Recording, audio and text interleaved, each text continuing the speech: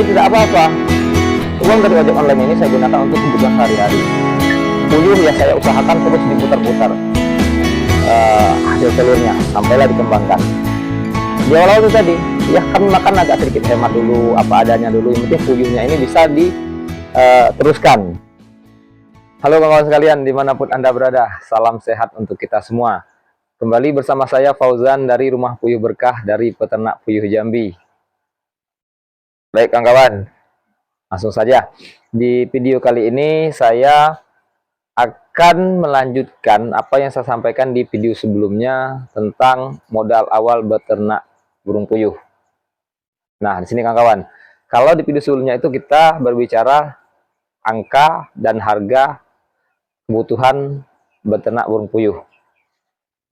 Tetapi di sini lebih kepada modal yang paling utama. Modal yang paling utama dan modal yang paling penting. Apa itu? Nah, dalam setiap usaha, modal yang utama itu adalah niat. Niat kawan, keinginan. Keinginan untuk beternak puyuh atau keinginan untuk memiliki usaha sendiri, yang artinya ya tidak terikat dengan perusahaan sebagai karyawan atau tidak terikat dengan kemitraan segala macam, yang artinya keinginan untuk memiliki usaha sendiri. Itu dulu. Usaha sendiri seperti apa? Ya bisa saja berdagang, bisa saja bertani, bisa saja berkebun, bisa saja beternak. Dan beternak ini pun banyak. Bisa saja beternak hewan lainnya. Ya bisa saja juga budidaya ikan hias atau segala macamnya. Banyak kalau jenis usaha itu kawan-kawan. Nah, terkait dengan burung puyuh ini tadi. Niat untuk beternak burung puyuh. Jika ditanya saya, apakah saya memiliki niat untuk beternak puyuh ini dari awal? Tidak sama sekali kawan-kawan. Tidak pernah terpikir untuk beternak burung puyuh. Tetapi kalau keinginan untuk memiliki usaha sendiri itu sudah lama saya punya. Kalau boleh cerita sedikit, saya pernah sewaktu masih kerja, saya ini kawan-kawan sedikit menceritakan profil saya alumni keperawatan. Jadi saya alumni Akademi Keperawatan Garuda Putih di Kota Jambi. Jadi basic saya perawat di 3 keperawatan. 7 tahun saya di rumah sakit. Saatnya saya resign jadi sekretaris desa di sini. Kemudian resign lagi. Dan akhirnya kenal puyuh ini. Nah, ketika saya masih bekerja di rumah sakit, saya sudah memulai usaha kawan-kawan. Buka toko baju olahraga, baju sepak bola. Alhamdulillah ada musibah kebakaran. Ya, sehingga mencoba bangkit lagi tapi tidak bisa. Selanjutnya usaha berdagang sudah ada kelemahannya. Ya, kalau kita berdagang kita harus stay di toko. Nah, itu kawan. Ya, terkadang ya waktu tidur kita pun kadang terganggu. Waktu istirahat kita terganggu. Ada lagi budidaya ikan nila, sudah pernah keramba jaring apung. Ya, kelemahannya kita beri pakannya ini harus rutin. 3 kali sehari, pagi, siang, sore. Cukup menyita waktu kawan-kawan, apalagi jarak dari tempat tinggal dengan kolam peternak budidaya nilainya tadi cukup jauh. Ya, kalau dihitung-hitung BBM-nya bolak-balik setiap hari 3 kali lumayan. Terus ada lagi panennya itu, kalau ikan nila itu panennya jam 2 atau jam 3 subuh kawan-kawan, karena mau langsung diangkut ke pasar. Nah, ini kelemahannya. Jadi sehingga tidak bisa bertahan lama. Kenal puyuh ini akhir 2020.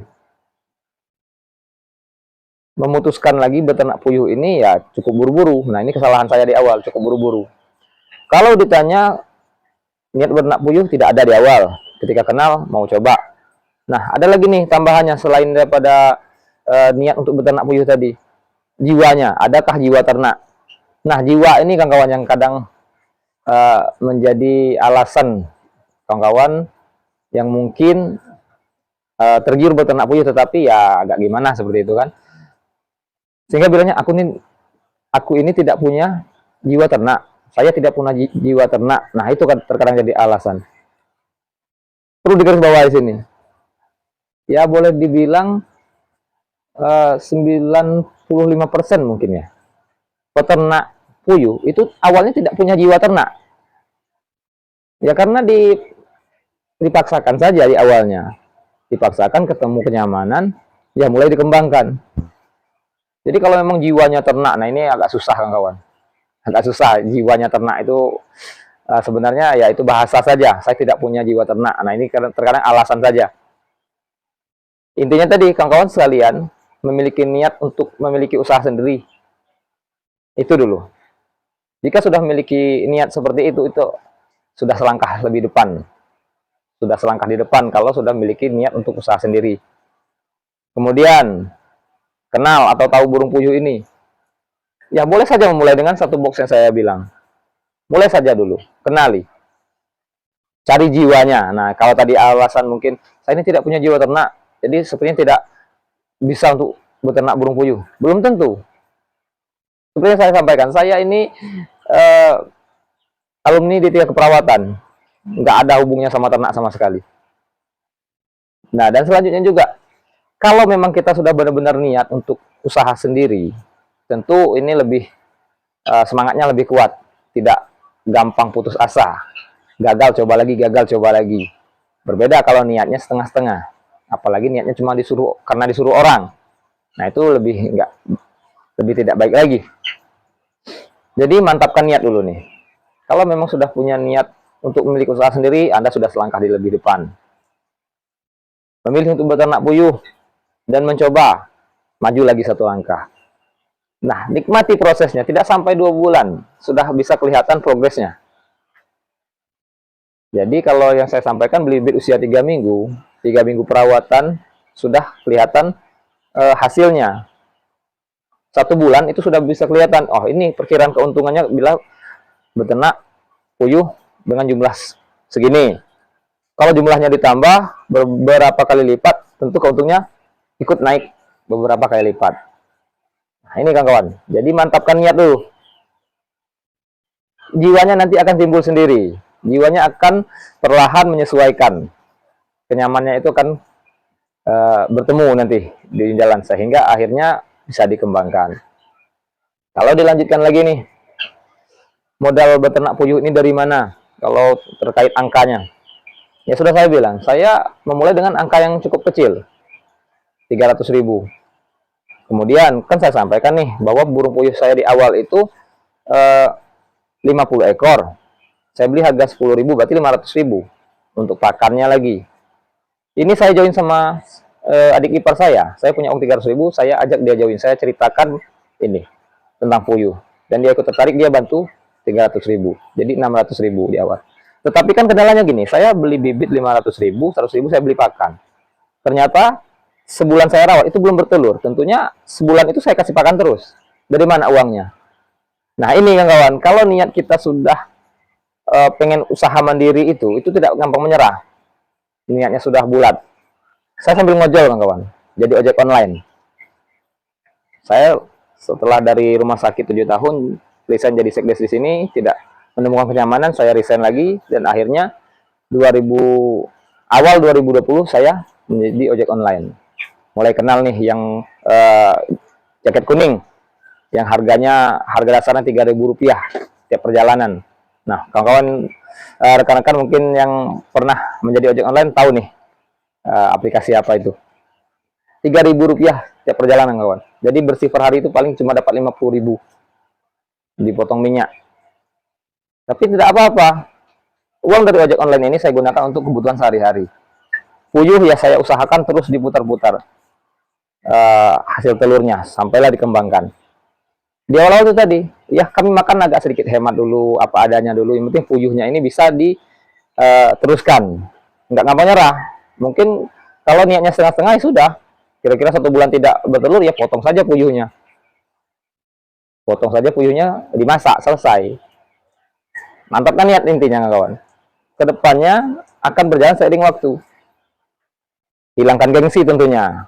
Saya di 3 keperawatan mungkin ketemu teman-teman yang sama-sama kuliah atau yang sama-sama kerja rumah sakit. Loh kok jadi ojek online? Loh, apa masalahnya? Tidak ada masalah dengan itu. Yang penting saya ketika itu menjadi ojek online, ya saya tentu tidak memiliki niat untuk menjadikan ojek online ini usaha saya atau pekerjaan saya yang terus menerus. Saya pelan-pelan membangun usaha saya. Dan dalam 2 tahun terakhir saya sudah berhenti menjadi ojek online. Baik kawan, di sini lebih kepada curhat, lebih kepada berbagi pengalaman, memotivasi. Semoga menjadi pencerahan nih untuk kawan-kawan sekalian. Ikuti aja terus channel Rumah Puyuh Berkah. Terkait burung puyuh, terkait perawatannya akan saya bagikan di sini apa adanya. Karena saya ingin burung puyuh ini semakin dikenal luas. Semakin banyak peternak lebih baik. Semakin puyuh ini dimanfaatkan untuk memenuhi kebutuhan telur, kebutuhan daging, ini akan lebih baik. Baik kawan-kawan, semoga nih sudah mulai niat untuk beternak burung puyuh. Jangan buru-buru, pelajari baik-baik. Di daerah-daerah tertentu cari dulu peternak puyuh yang ada di sekitaran tempat tinggalnya. Baik kawan-kawan, terima kasih banyak atas perhatiannya. Salam sehat untuk kita semua, salam sukses selalu. Ayo beternak puyuh itu asik.